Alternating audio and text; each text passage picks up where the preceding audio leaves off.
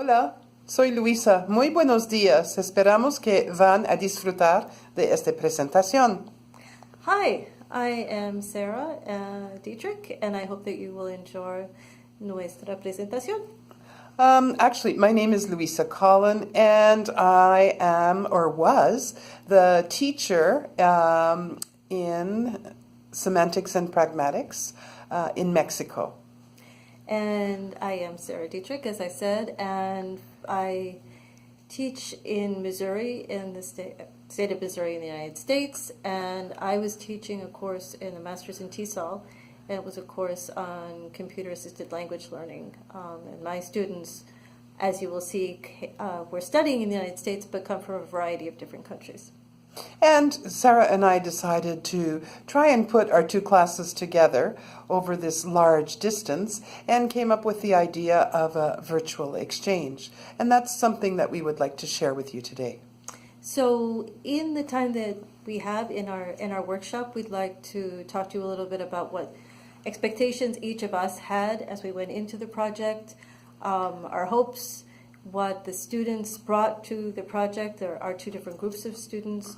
Tell you a little bit about what the students did, share some examples of what they did, and then wrap up with some lessons learned, things that we think that the students took away from the process and things that we learned about how to do virtual exchange, and most importantly, what we'll probably do differently next time we do this. So we hope that you will learn not only from this model for what the students did, but also think about things that you might be able to do in your own work. So we hope you enjoy the video. We'll record something towards the end, and we will leave you our contact information should you want to get in touch with us and further explore the idea. Talk to you soon. Bye-bye.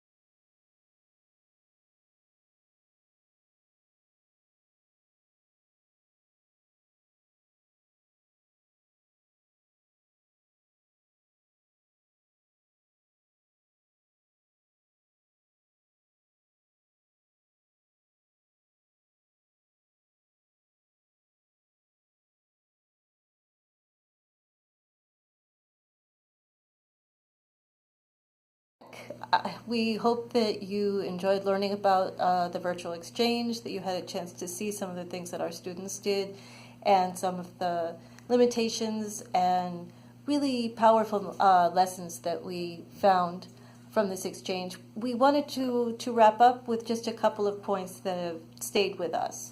So, yeah, I think the first and foremost is think about very carefully what your goal or your objective is for the virtual exchange. Do you want to focus on language? Do you want to focus on teaching? Do you want to focus on semantics and pragmatics? Or do you want to focus on techniques that people use as strategies? So be very clear with yourselves as to what the goal of your virtual exchange is, and then decide what technology tools you want to use. I know that Sarah and I, we struggled with this because we tried to use Google Hangouts at one point. We tried to use Zoom. And we were experimenting as we were going along. We were using Pressies, or at one point we even talked about maybe using a Facebook account. So those things have to be very, very clear, I think, from the very beginning, to ensure that you have a record and you have a safe place for everybody to be able to share. Mm-hmm. And I would like to just encourage you, and something that we've talked about is it's exciting to be doing a virtual exchange, exciting to be able to use technology, but don't forget the heart of what you're doing, which is teaching a class. You are helping students learn about things, exchange information. I think one of the biggest things that I've taken from this was how much I needed to scaffold some of the activities, how much probing questions we talked about that we needed to help our students think about as they were working with the information that they received. So I would say that I could not agree more with Luiza of having a clear idea of where you want to go and what tools you want to use. And don't let those tools get in the way. Those tools should be helping you accomplish your goal and not taking over and distracting you and the students from what it is you really want to accomplish. Mm-hmm. And what was our last? Okay. I couldn't remember, and I need my glasses to see. I think the where we would wrap up is this was a wonderful opportunity for us to make contact with each other.